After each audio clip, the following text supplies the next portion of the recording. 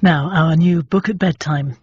Blake Ritson reads Aunt's Aunt Gentleman, a classic Jeeves and Wooster story by one of the masters of comic fiction, P.G. Wodehouse, and the last to feature his legendary literary duo.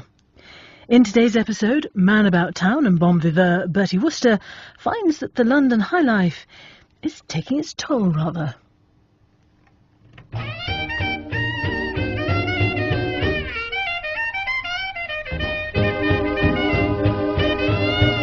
My attention was drawn to the spots on my chest when I was in my bath, singing, if I remember rightly, the Toreador song from the opera Carmen.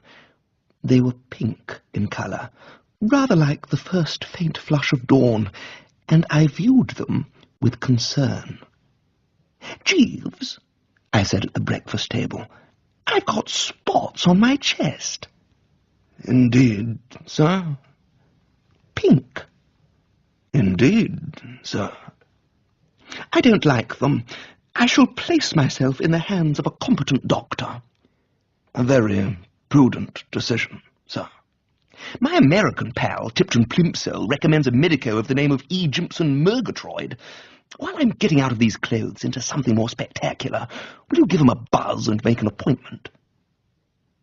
Seated in the old sports model some minutes later, and driving to keep my tryst with E. Jimpson Murgatroyd, I was feeling singularly light-hearted for a man with spots on his chest. Then I came abaft of a protest march and found myself becalmed. Whatever these bimbos were protesting about, it was obviously something they were taking to heart, rather. By the time I had got into their midst, not a few of them were saying it with bottles and brickbats, and the police seemed not to be liking it much. I hoped nobody would scratch my paint. Leading the procession, I saw with surprise, was a girl I knew. In fact, I had once asked her to marry me. Her name was Vanessa Cook, and I had met her at a cocktail party, and such was her radiant beauty that it was only a couple of minutes after I had brought her a martini that I was saying to myself, "Bertram, this is a good thing. Push it along." And in due season I suggested a merger. But apparently I was not the type, and no business resulted. Vanessa Cook was accompanied by a beefy bloke without a hat, in whom I recognised another old acquaintance, O.J. Orlo Porter to wit, who had been on the same staircase with me at Oxford. We had never really been close, he being a prominent figure at the Union, where he made fiery, far-to-the-left speeches, while I was more of the sort that is content just to exist beautifully. He was now in the employment of the London and Home Counties Insurance Company, and earned the Daily Bee by talking poor saps, I was one of them, into taking out policies for larger amounts than they would have preferred.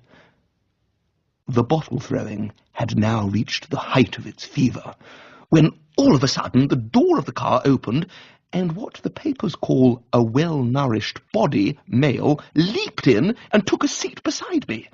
Gave me a bit of a start, I don't mind admitting, when I saw that what I had drawn was Orlo Porter. I directed his attention to the Drones Club scarf lying on the seat, at the same time handing him my hat. He put them on, and the rude disguise proved effective. Various rozzers came along, but they were looking for a man without a hat, and he was definitely hatted, so they passed us by. Of course, I was bareheaded, but one look at me was enough to tell them that this polished boulevardier could not possibly be the dubious character they were after. "Drive on, Wooster," said Orlo. "Spot of trouble?" I said. "Yes." "Often the way during these protest marches. What happened?" "I socked a cop." But I could see why he was a bit emotional. Socking cops is a thing that should be done sparingly, if at all. Any particular reason?" He gnashed a tooth or two. "He was arresting the woman I love. She was heading the procession with me and shouting a good deal. He told her to stop shouting. Then he arrested her, and I socked him." "Good Lord," I said. "Is Vanessa Cook the woman you love?" "She is." Nice girl, I said, for there is never any harm in giving the old Salway. And, of course, radiant beauty-wise, in the top 10. A moment later, I was regretting that I had pitched it so strong, for the effect on Orlo was most unpleasant. His eyes bulged. "You know her," he said, and his voice was low and guttural. I saw that I would do well to watch my step. Slightly. We just met for a moment at some cocktail party or another." "That was all?" "That was all." "You were not, in any sense, intimate?" No, simply on good morning, lovely morning, is it not, terms. I had said the right thing. "You call her a nice girl. That puts in a nutshell my own opinion of her." "You're engaged, possibly?" "Yes, but we can't get married because of her father." "But surely you don't have to have her father's consent in these enlightened days." "Pah!" A look of pain came into his face, and he writhed like an electric fan. "You do if he is trustee for your money and you don't make enough at your job to marry on. My Uncle Joe left me enough to get married to 20 girls. He was Vanessa's father's partner in one of those big provision businesses, but I can't touch it because he made old Cook my trustee, and Cook refuses to part." "Why?" "He disapproves of my political views, and he considers that I have led Vanessa astray. Drop me anywhere round here," he said, closing the subject with a bang. "Thanks for the ride." "Oh, don't mention it."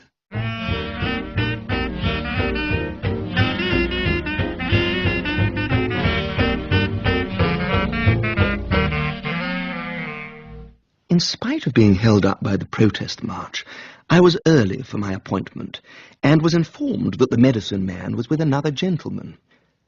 When the door of E. Jeeves Murgatroyd's private lair finally opened, there emerged an elderly character with one of those square, empire-building faces.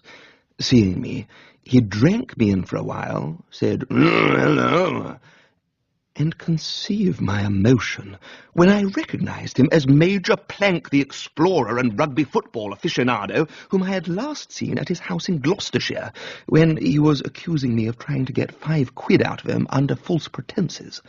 A groundless charge, I need scarcely say.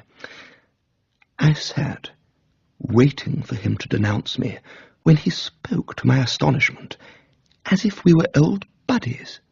"We've met before. Isn't your name Alan or Allenby or Alexander or something?"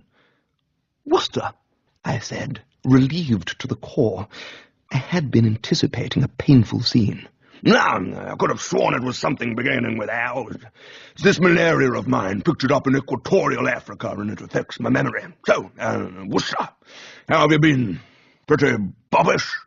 "Oh, fine, thanks, except that I've got spots on my chest."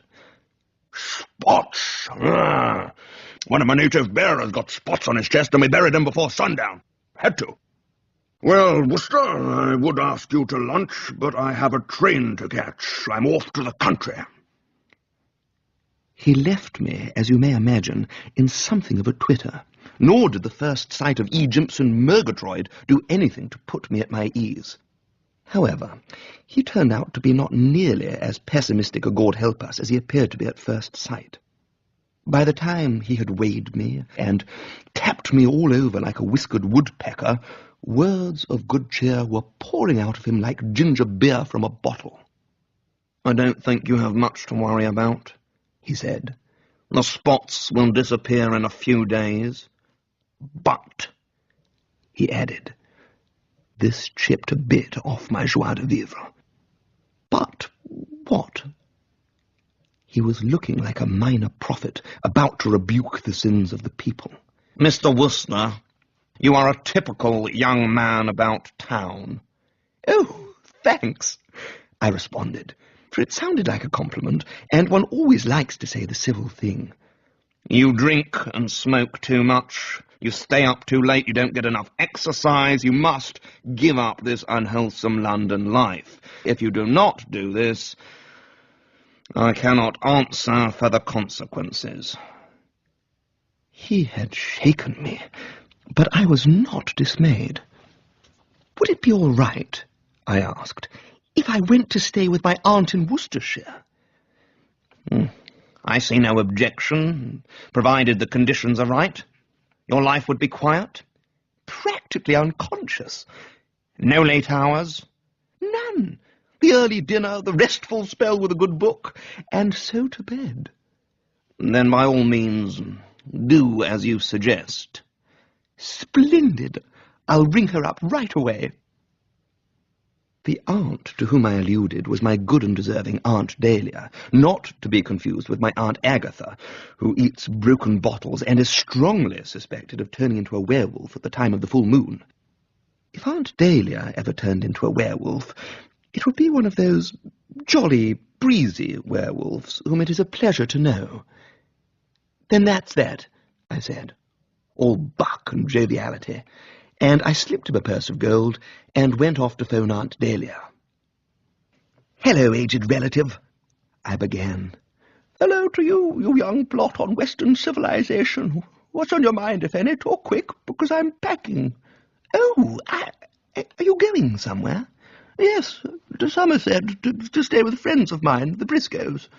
"Oh, curses." "Why?"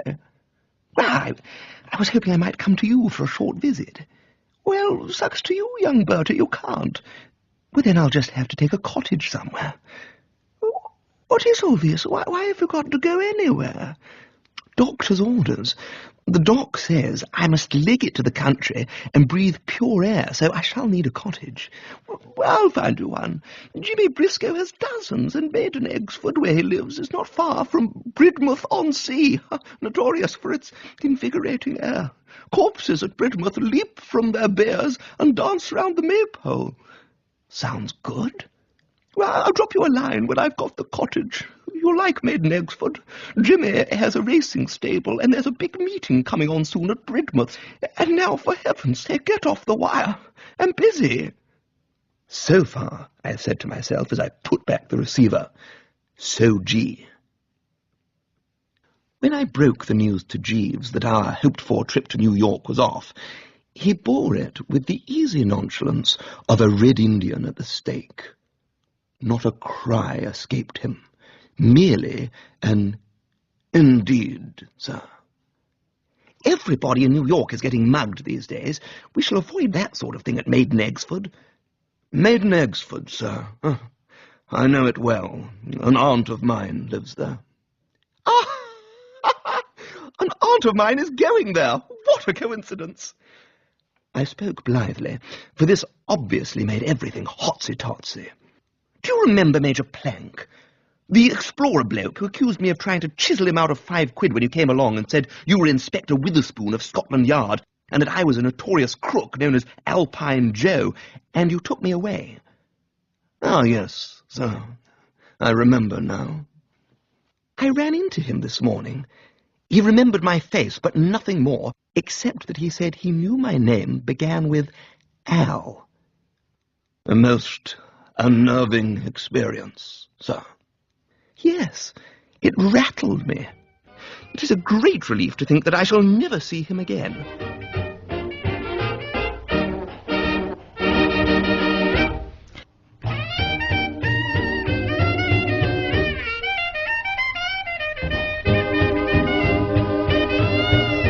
As I reached Journey's End at about the hour of the evening cocktail, I got my first glimpse of the rural haven which was to be the Wooster home for I don't know how long.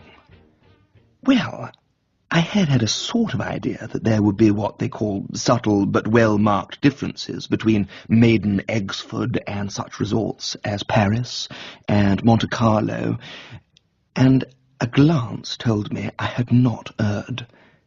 It was one of those villages where there isn't much to do except walk down the main street and look at the Jubilee watering trough, and then walk up the main street and look at the Jubilee watering trough from the other side. The only thing wrong with the place was that it appeared to be haunted, for as I alighted from the car, I distinctly saw the phantasm of Major Plank. It was coming out of the local inn, the Goose and Grasshopper. As I gazed at it, with bulging eyes, it vanished round a corner, leaving me in something of a twitter.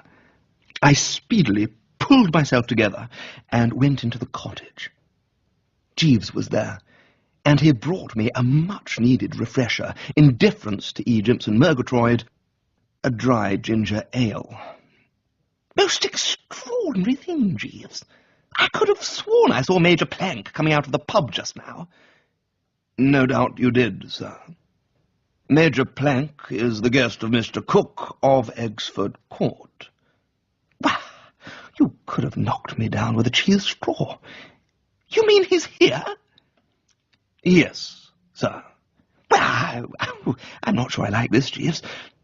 I think we might discard this ginger ale and substitute it for a dry martini. Very good, sir. Murgatroyd will never know. Precisely, sir.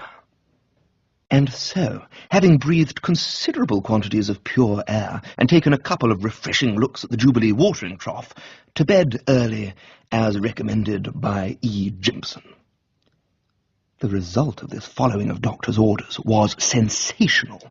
After about 10 hours of restful sleep, I sprang from between the sheets and headed for the breakfast table like a 2-year-old. I had cleaned up the eggs and bee and was smoking a soothing cigarette when the telephone rang, and Aunt Dahlia's voice came booming over the wire. "Hello, old ancestor." You've got here, have you? The spots didn't turn out to be fatal." "They've entirely disappeared." "Well, that's good. I wouldn't have liked introducing a piebald nephew to the Briscoes. They want you to come to lunch today." "Vastly civil of them. Have you a clean collar?" "Several. With immaculate shirts attached. What time is the binge?" 1:30. "Expect me then with my hair in a braid." The invitation showed a neighbourly spirit, which I applauded, and I said as much to Jeeves. "They sound good eggs, these Briscoes." "I believe they give uniform satisfaction, sir." "Aunt Dahlia didn't say where they lived." "At Exford Hall, sir." "And how does one get there?" "One proceeds up the main street of the village to the high road, where one turns to the left. You cannot miss the house. It is large and stands in extensive grounds." "And you, I take it in my absence, will go and hobnob with your aunt?" "No, sir. I understand she has gone to Liverpool for her annual holiday." "Liverpool, egad! Sometimes one feels that aunts live for pleasure alone." I made an early start. Reaching the high road where Jeeves had told me to turn to the left, I thought I had better make sure. And by Jove, I found that he had goofed. I accosted a passing centenarian and asked which way I turned for Exford Court, and he said, to the right. It just showed how even Jeeves can be mistaken. On one point, however, he had been correct. A large house, he had said, standing in extensive grounds. I had been walking what must have been 1.5 miles and came in sight of such a residence, when there appeared from nowhere a cat. It was a cat of rather individual appearance, being black with splashes of white about the ribs and also on the tip of its nose. I chirruped and twiddled my fingers, and was proceeding to pick it up when the welkin was split by a stentorian "Hi!" Turning, I perceived a red-faced little half-portion brandishing a hunting crop. This, I took it, was the Colonel Briscoe who had asked me to lunch, and though at the moment he had the air of one who would be glad to dissect me with a blunt knife, better conditions would be bound to prevail as soon as I mentioned my name. "Wooster! Bertram!" I said, tapping my chest. He continued to effervesce, his face now a rather pretty purple. "What are you doing with that cat?" I preserved a dignified calm. "You were making away with it." I drew myself up to my full height. Heated words were on the tip of my tongue, but I kept them in status quo. After all, the man was my host. You wrong me, Colonel. I wouldn't dream such a thing. Yes, you would. And don't call me Colonel. But I didn't give up. We Woosters don't. It was awfully kind of you to ask me to lunch. I don't say he actually frothed at the mouth. Ask you to lunch? I wouldn't ask you to lunch. I think he was about to add, with a 10-foot pole, but the next moment Major Plank appeared, and the scales fell from my eyes. I had come to the wrong house. I had asked the way to Eggsford Court, and if you say court when you mean hall, there's bound to be confusion. Good Lord, I said, suffused with embarrassment. Aren't you Colonel Briscoe? He didn't deign to answer that one, and Plank started talking. Why, hello, Wooster. I didn't know you knew Cook. Do you know him? Said the purple chap, evidently stunned by the idea that I could have a respectable acquaintance. Of course I know him, though under what circumstances I've forgotten. It'll come back, but at the moment all I know is that he has changed his name. You'll join us at lunch? Said Plank. Oh, I'm sorry. I'm lunching at Exford Hall with the Briscoes. This caused Cook to snort visibly.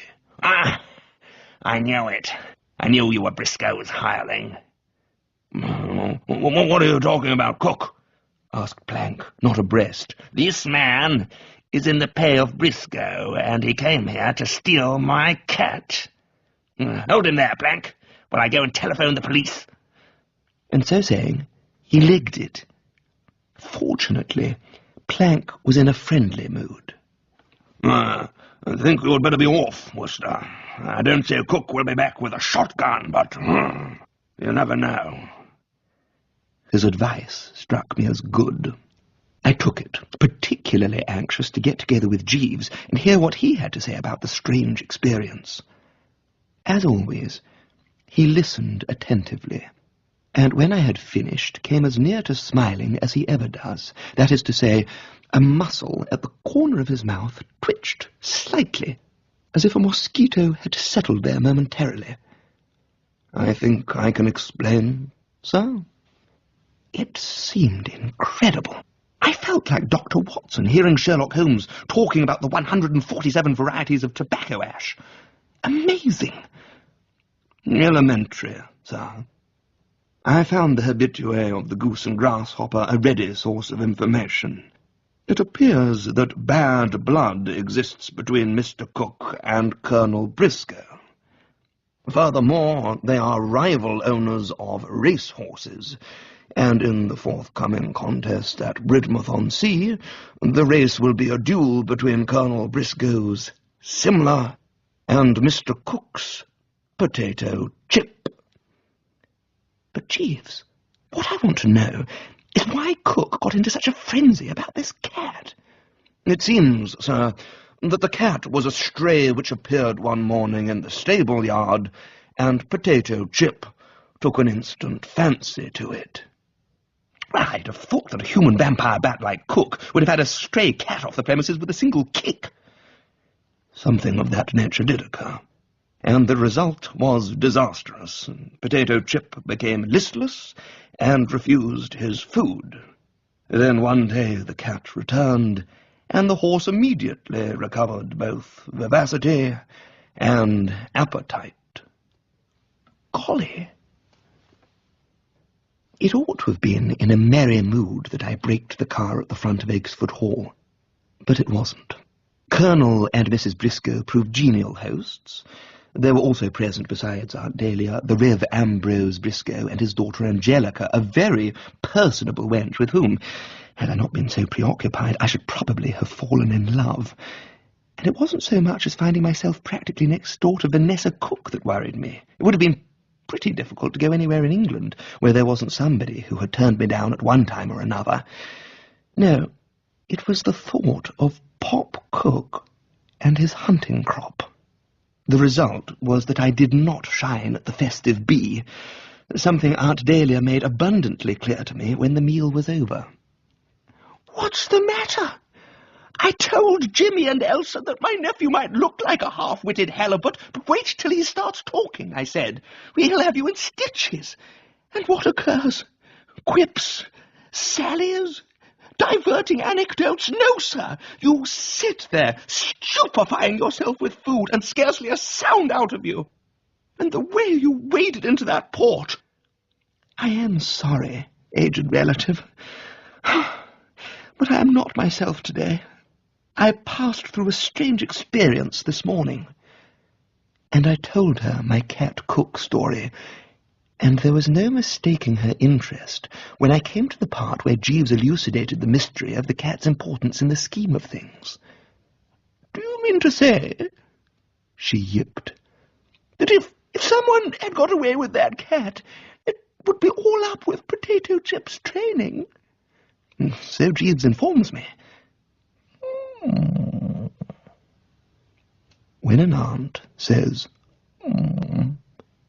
it means something, and I was filled with a nameless fear.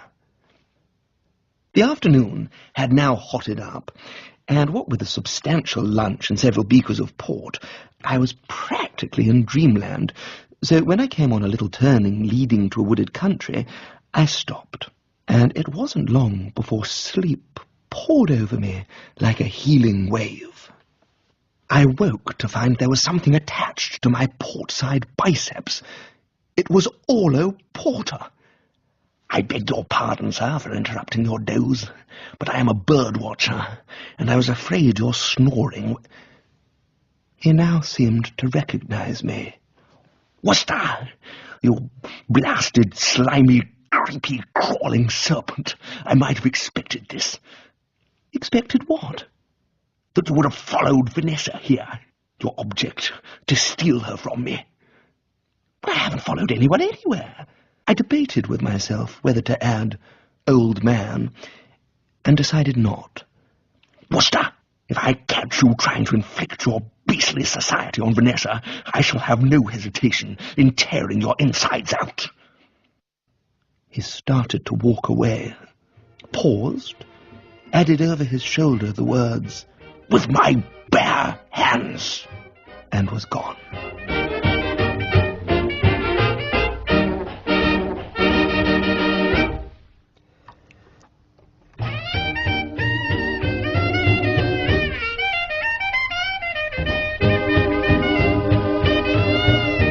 The doorbell rang, and Vanessa Cook was in my midst. "I am very angry with you, Bertie," she said, "following me here. Oddly enough, although I am furious, I can't help admiring you. I am surprised to find that you have so much initiative. It makes me feel that if I had married you, I could have made something of you." I shuddered from hairdo to shoe sole. I knew what making something of me meant. "But it is quite impossible, Bertie. I love Orlo, and can love no one else." "Oh, that's all right. Entirely up to you. I met him this afternoon." "Here? In Maiden Eggesford? Are you being funny, Bertie?" "Of course I'm not being funny." "Well, strike me pink. So he has come. He has followed me. Is he staying at the Goose and Grasshopper? Go there and tell him to meet me here at 3 o'clock tomorrow afternoon." At 5 minutes to 3 on the following afternoon, I had girded my loins and was preparing to iris out when Vanessa arrived. The sight of me appeared to displease her. "Haven't you gone yet?" I considered this a shade brusque, but responded suavely, "I'm just going." "Well, go," she said, and I went. The street outside was, as usual, offering little entertainment to the sightseer. I had a look at the Jubilee watering trough, and was walking back on the other side, when I caught sight of the shop and remembered that it ran a small lending library. I went in. I had come away rather short on reading matter, and it never does to neglect one's intellectual side. So I was hesitating between By Order of the Tsar and The Mystery of a Hansom Cab, when the door opened to Angelica Briscoe, the personable wench I had met at lunch, the vicar's daughter, if you remember. Her behaviour on seeing me was peculiar. She suddenly became all conspiratorial, clutching my arm, and lowering her voice to a sinister whisper, said, "Has he brought it yet?" I missed her drift by a wide margin. "Eh?" I said. She seemed to feel that her question had been answered. Her manner changed completely. "I see he hasn't, but of course one has to give him time for a job like that." "Like what?" "I can't explain. Here's father." And the Reverend Briscoe ambled in, his presence choking the personable wench off from further revelations. To be on the safe side, I gave Orlo and Vanessa about an hour and a half, and when I returned to the cottage, I found I had called my shots correctly. Both had legged it. I was still much perplexed by that utterance of Angelica Briscoe. Has he brought it yet? I mean to say, has who? Brought what? I called Jeeves in to see what he made of it. "I should have reached the conclusion that the lady was expecting a male acquaintance to have arrived, or to be arriving shortly, bearing some unidentified object." Exactly what I thought. In the meantime, did Miss Cook and Mr. Porter have their conference all right? Yes, sir. They conversed for some time. In low, throbbing voices? No, sir. The voices of both lady and gentleman became noticeably raised. Good Lord! Did they have an argument? A somewhat acrimonious one, sir. Plainly audible in the kitchen, where I was reading the volume of Spinoza which you so kindly gave me for Christmas. The door happened to be ajar. So you were an ear witness? Throughout, sir. Tell me all, Jeeves. Very good, sir. I must begin by explaining that Mr. Cook is a trustee for a sum of money left to Mr. Porter by his late uncle. And until Mr. Cook releases this money, Mr. Porter is in no position to marry. I gathered that his present occupation is not generously paid. He's an insurance salesman. I took out an accident policy with him, and a life policy. Indeed, sir. Miss Cook was urging Mr. Porter to demand an interview with her father. In order to make him cough up? Precisely, sir. Be firm, I heard her say. Throw your weight about, look him in the eye, and thump the table. She specified that? Yes, sir. To which he replied that any time he started thumping tables in the presence of Mr. Cook, you could certify him as mentally unbalanced and ship him off to the nearest home for the insane. I wouldn't have thought Porter would have shown such... What is it? Would pusillanimity be the word for which you are groping, sir? Quite possibly. What happened then? It was almost immediately after Mr. Porter's refusal to go to Mr. Cook and thump tables that Miss Cook introduced the cat into the conversation. Cat? What cat? The one you met at Exford Court, with which the horse, Potato Chip, formed such a durable friendship. Miss Cook was urging Mr. Porter to purloin it. Golly! I get the idea, Jeeves. Porter, in possession of the cat, would have a bargaining point with Cook when it came to discussing trust funds. Precisely, sir. So, I take it that he is now at Eggsford Court, putting the bite on old Cook. No, sir. His refusal to do as Miss Cook asked was unequivocal. Not in a million years was the expression he used. But that must have made Miss Cook as sore as a sunburned neck. She accused Mr. Porter of being a lily-livered poltroon. Pretty final. Yes, sir. I didn't actually heave a sigh, but I sort of half-heaved one. I would gladly have continued our conversation, but I knew Jeeves must be wanting to get back to his Spinoza. No doubt I had interrupted him, just as Spinoza was on the point of solving the mystery of the headless body on the library floor. "Right-ho, Jeeves," I said. "That'll be all for the moment." I spoke lightly, but I wasn't feeling so dashed light. Those cryptic words of Angelica Briscoe had shaken me. By speaking in riddles, A. Briscoe had given me a mystery to chew on, and that is how you get headaches. I was beginning to get one now, when my mind was taken off the throbbing which had started.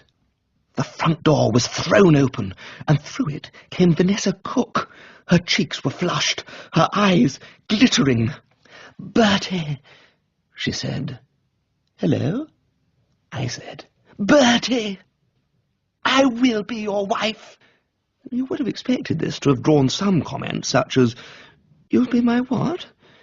But I remained sotto voce, my eyes bulging. "We shall have a quiet wedding, just a few people I know in London." "But I thought you were going to marry Orlo Porter." "You did you? Would any girl with an ounce of sense marry a man who refuses to do the least little thing she asks him because he is afraid of her father?"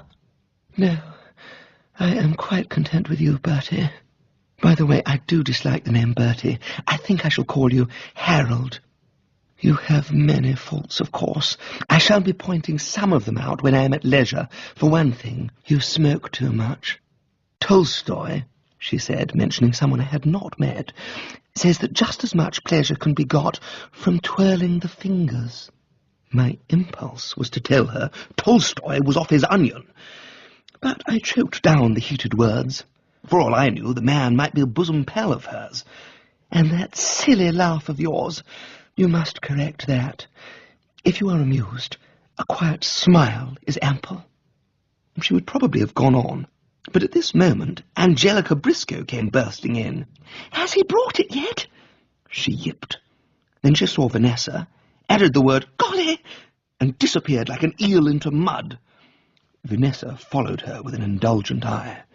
"Eccentric child," she said. I agreed, and shortly after Vanessa went off, leaving me to totter to a chair and bury my face in my hands.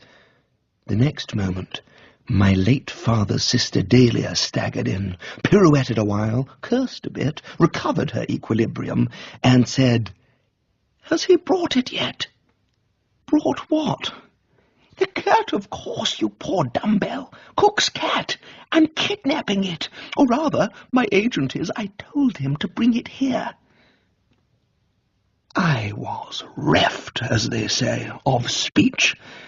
If there is one thing that affects a nephew's vocal cords, it is the discovery that a loved aunt is all foggy about the difference between right and wrong. And aware that her goings-on required a bit of explanation, Aunt Dahlia started off at 75 miles per hour, thus. "I must begin by making clear to the meanest intelligence, yours, to take an instance at random, how extremely sticky my position was on coming to stay with the Briscoes. Jimmy, when inviting me to Eggsford Hall, had written in the most enthusiastic terms of his horse Simla's chances in the forthcoming race. He said it was a snip, and putting a large bet on him would be like finding money in the street, and I, poor weak woman, allowed myself to be persuaded. I wagered everything I possessed, down to my more intimate garments. It was only after I got here and canvassed local opinion that I realized that Simla was not a snip. Cook's potato chip was just as fast. In fact, the thing would probably end in a dead heat unless, get this, Bertie, unless one of the two animals blew up in its training. And then you came along with your information about Potato Chip not being able to keep his mind on the race without this cat there to egg him on. You can picture my state of mind.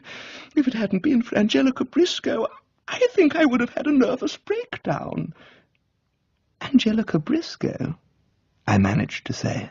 "Yes, I found that she, too, had betted heavily on Simla. I told her about the cat, and she was enthusiastically in favour of stealing it.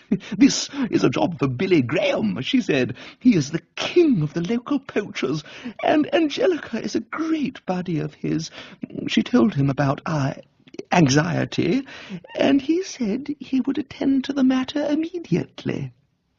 I went on being appalled. Her scheme of engaging the services of a hired bravo who would probably blackmail her for the rest of her life shook me to the core. As for Angelica Briscoe, one asked oneself what clergymen's daughters were coming to. You can't do this, old blood relation.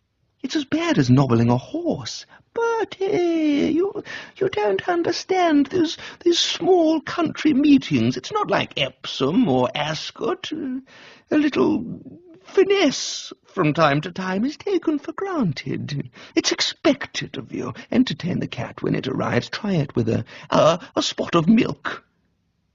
And with these words, she exited left centre, as full of beans as any aunt that ever stepped. Jeeves entered. He had his arms full.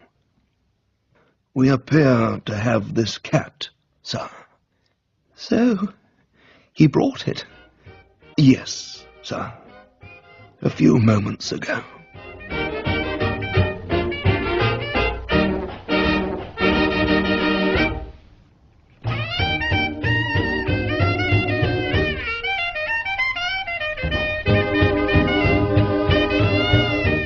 "I thought I'd come and tell you," said Major Plank, "that I'm getting my memory back.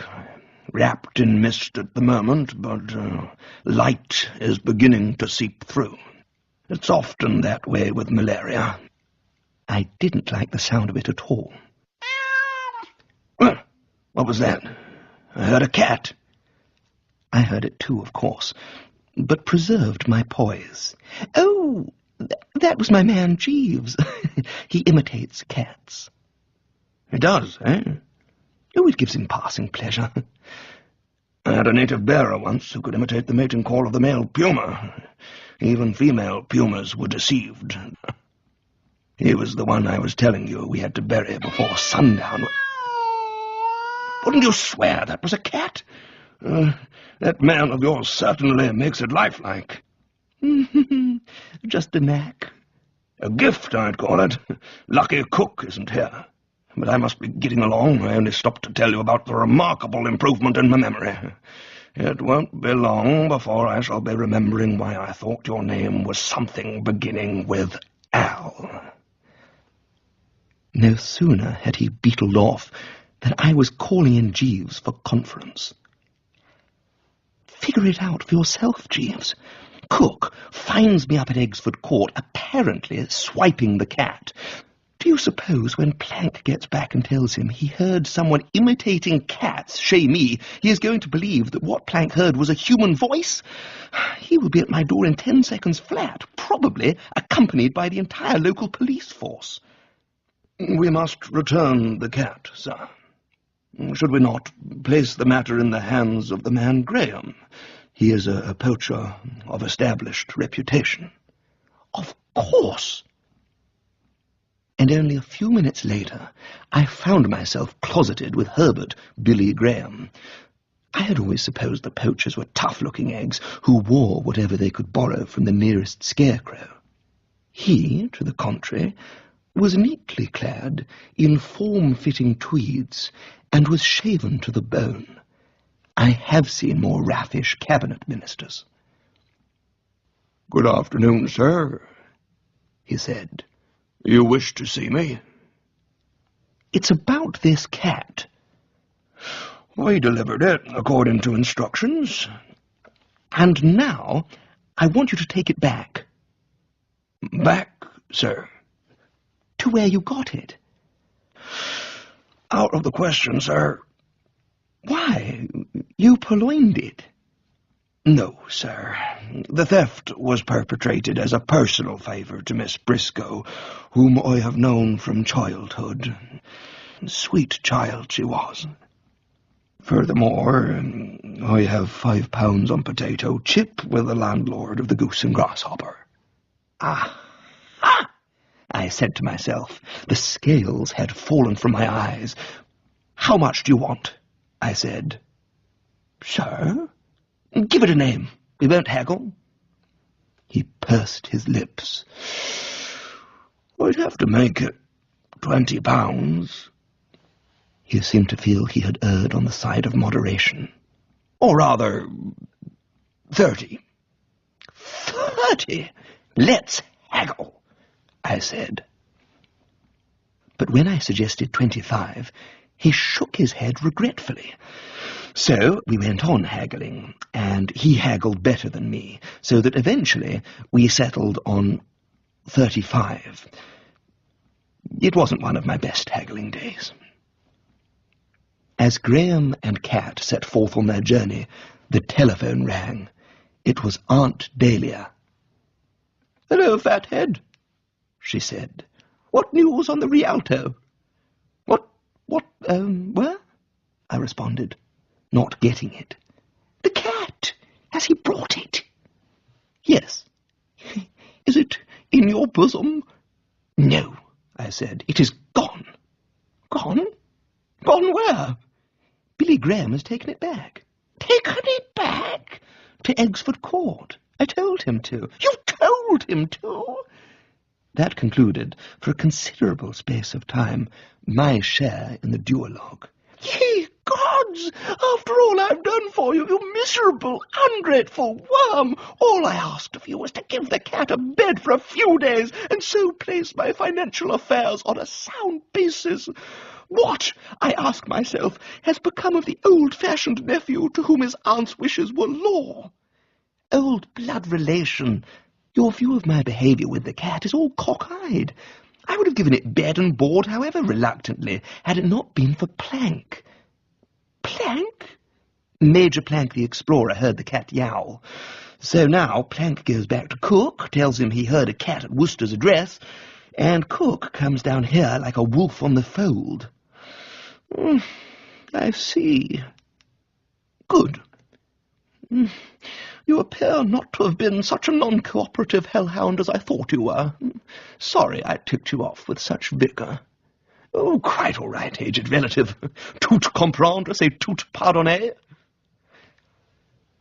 You would rather have expected that it would have been with a light heart that I returned to By Order of the Tsar, but when Jeeves came in with the materials for the pre-dinner cocktail, my heart was heavy. When I told him I was engaged to be married, he betrayed no emotion, continuing to look as if he had been stuffed by a good taxidermist. "Indeed, sir. May I offer my congratulations, sir?" "No, Jeeves, you may not. Not by a juckful. Miss Cook disapproves of a variety of things. Cocktails, for instance, will be barred, and that is not the worst." "You horrify me, sir." "She says I must give up smoking." "Give up smoking, Jeeves?" "Yes, sir. You will notice that I am shuddering." "The trouble is that she is greatly under the influence of a pal of hers called Tolstoy. You won't believe this, Jeeves, but he says that no one needs to smoke, as equal pleasure can be obtained by twirling the fingers.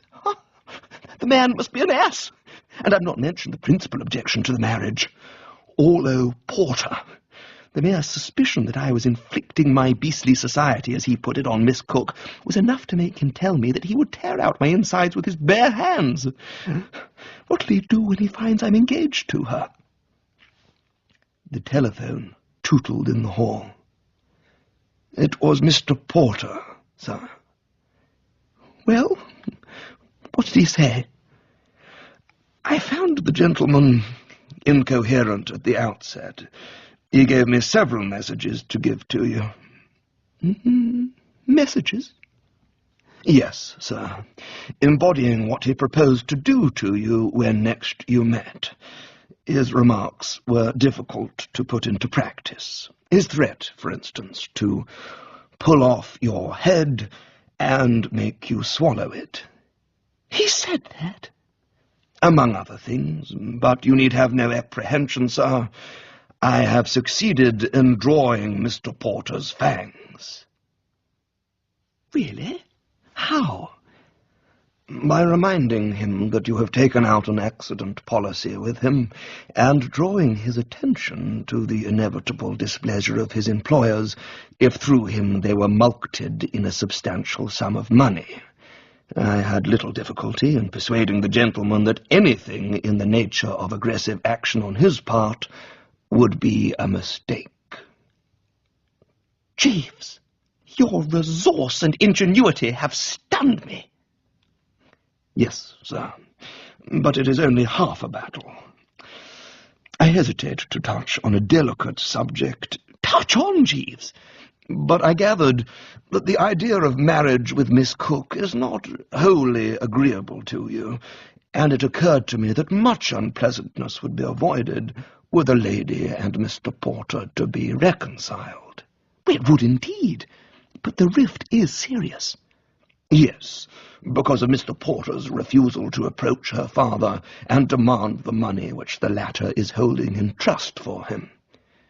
Well, according to you, he said he wouldn't approach her father in 1,000,000 years. Indeed, but a gentleman mellowed by a good dinner is always more amenable. I started visibly. Jeeves, I believe you've got something. I think so, sir. He shimmered out, and as I was getting up to go and see Orlo, in came Vanessa Cook. She picked up by order of the Tsar. Trash. It really is time you began reading something worthwhile. I don't expect you to start off with Turgenev and Dostoevsky, she said, evidently alluding to a couple of Russian exiles she had met in London who did a bit of writing on the side. But there are plenty of good books which are easier. I have brought one with me. It is a collection of whimsical essays. The Prose Ramblings of a Rhymester by Reginald Sprocket. I will leave it here. I must be off. She opened the door, then started back with a gasping cry. Father, he's coming up the garden path. She bounded into the kitchen, slamming the door behind her, and if she was perturbed, I was on the perturbed side too. Well, Mr. Wooster, as I understand you are calling yourself now, it may interest you to know that Major Plank, who had lost his memory, recovered it last night, and he told me all about you. You are a notorious crook, known to your associates as Alpine Joe, and you are now in the pay of Colonel Briscoe, who has employed you to steal my cat. Have you anything to say? Yes, I said. No, you haven't, he said. I could explain everything, I said. No, you can't, he said. And by Jove, I suddenly realized I couldn't. Matters, therefore, seemed to be at what you might call a deadlock, when a noise like an explosion in a gasworks erupted, and I saw that he was holding the slim volume which Vanessa, the silly ass, had omitted to take off stage with her. "This book!" he yowled. "My daughter has been here." She did look in. Ha! I knew what that ha meant. It was short for, "I shall now thrash you within an inch of your life." Fortunately, the dimensions of the sitting room did not permit of a full swing. Cook had to confine himself to chip shots, which an agile person like myself had little difficulty in eluding. And so we carried on with our rhythmic dance till my guardian angel arranged that Cook should bump into the grandfather clock and come a perler. And while he was still on the floor, I acted with the true Wooster resource, swiftly recalling Gussie Fink Nottle, who once plucked a picture from Aunt Dahlia's wall and brought it down on Spode's head. The head came through the canvas, and Spode, momentarily bewildered at finding himself wearing a portrait round his neck like an Elizabethan ruff, gave me the opportunity of snatching a sheet from the bed and enveloping him in it, rendering him null and void. I went through a precisely similar routine now, firstly applying the picture, and then the tablecloth. After which I withdrew, and went off to the Goose and Grasshopper. to see Orlo.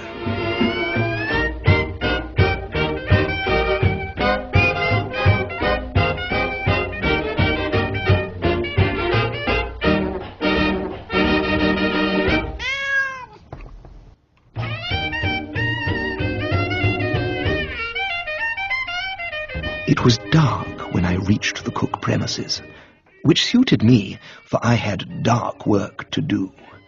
I halted the car about halfway up the drive and took the shortcut across country. The visibility being poor, the terrain lumpy, and the cat wriggling, it was a pretty safe bet that sooner or later I would come a pearler. This I did as I approached the stables. I struck a wet patch, my feet slid from under me, the cat shot from my arms, and I found myself face down in what was unquestionably mud. I extracted myself and had rounded the house when something gleamed in front of me, and before I could stop myself, I was stepping into a swimming pool. It was with mixed emotions that I rose to the surface, and there was the agreeable thought that this would do much to reduce the bouquet I had been giving out. So I floated there like a water lily. Or perhaps it would be better to say, dead fish. Moments later, I heard the sound of galloping feet, and a human form splashed into the pool beside me. Help! I had no difficulty in recognizing the voice of Orlo Porter. Oh, hello, Porter. Can't you swim? No. Then I was about to say, but refrained and hauled him to the shallow end. What are you doing in these parts, Porter? I came to see that blasted cook. You remember your advice, approach the old child of unmarried parents after he has had dinner. A lot of good it did me. Cook refused to part with a penny. By the way, Bertie, what are you doing here? Oh, just cooling off, Orlo. Just cooling off. I see. Well, good night. It was with water dripping from my person, but with a song in my heart, that some minutes later I climbed from the pool and started to where I had left the car. With the cat delivered, I drove back to the cottage. The song in my heart rose to fortissimo, only to die away in a gurgle as I got out of the car and something soft and furry brushed against my leg. I should have to check with Jeeves, but I think the way to describe the way I slept that night is fitfully. I turned and twisted like an adagio dancer. It was consequently in sombre mood that I went across to the Goose and Grasshopper for breakfast at 6:30. If there was one thing I had taken for granted, it was that I would be breakfasting alone. My surprise, therefore, at finding Orlo in the dining room tucking into eggs and bacon was considerable. "You're up early, Orlo?" "I don't want to keep Vanessa waiting. She's gone to get the Bentley." "The Bentley?" "My dear Bertie, we've got to elope in something." "Elope? Oh, you could knock me down with a ham sandwich. I thought you weren't on speaking terms." His response was a hyena-esque guffaw. "That's all a thing of the past. We had a complete reconciliation last night." "Oh, you met her last night?" "Shortly after I left you. I told her I had been seeing Cook and demanding my money. When she heard I had several times thumped the table, she compared me with heroes of old Greek legend to their disadvantage, and, to cut a long story short, flung herself into my arms." There came from the street a musical tooting. "There she is," he said. "Bertie, I want you to give this letter that I've written to Cook." "You want me to take it to Cook?" "What do you think I want you to do with it? Get it framed?" And so saying, he legged it like a nymph surprised while bathing. Back at the cottage, scarcely had I sat down when the door burst open and Cook was standing on the threshold, looking like the Demon King in a pantomime. With him was Major Plank. "We're in luck, Cook," Plank said. "They haven't started yet, because if they had, the bounder wouldn't be here, would he?" "You're right," said Cook. Then addressing me, "Where is my daughter, you scoundrel?" "Trying to brazen it out," said Plank. "Reminds me of a man I knew in East Africa. If you caught him with his fingers in the cigar box, he would say he was just tidying the cigars. Confront this blighter with the overwhelming evidence." "I will," said Cook. "I have here a letter from my daughter. I will read it to you.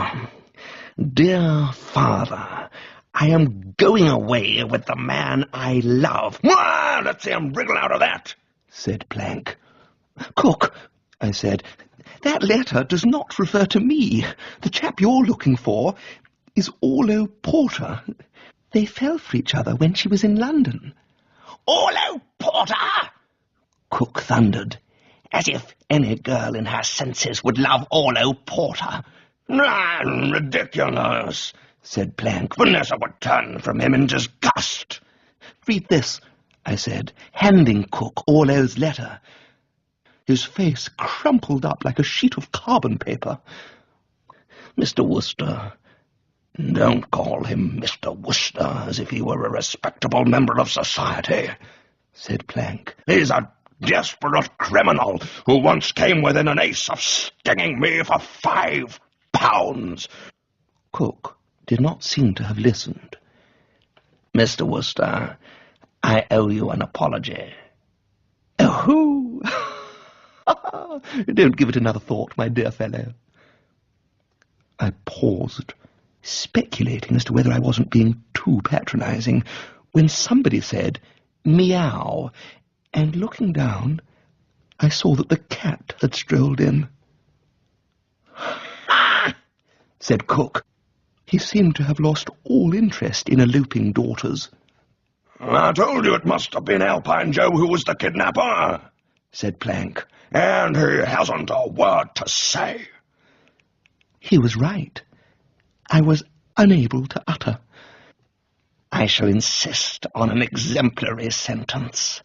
Plank, you go for a policeman, while I take the cat back to Potato Chip.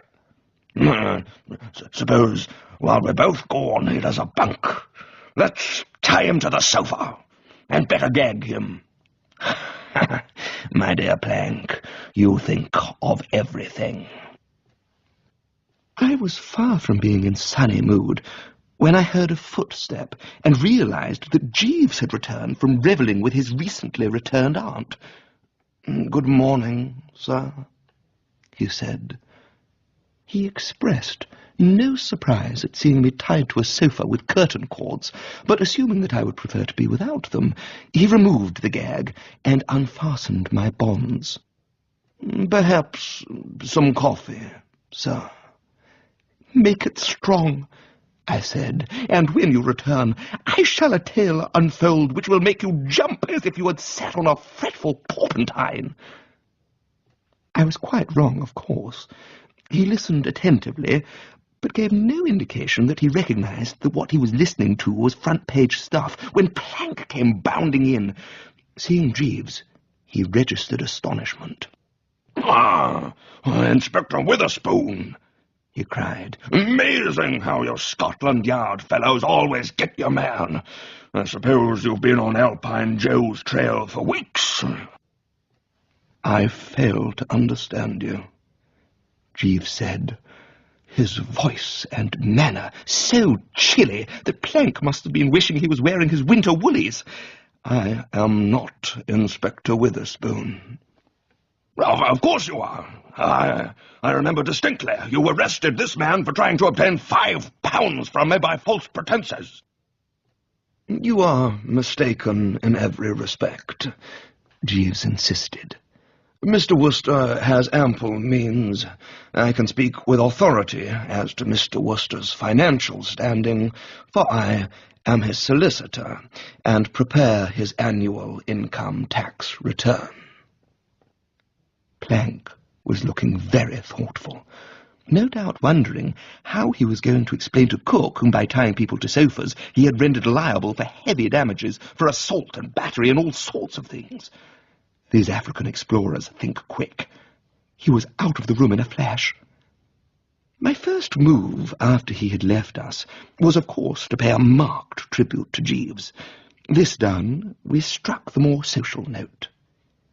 "How was your aunt, Jeeves?" "At first, somewhat dispirited. She had lost her cat, sir."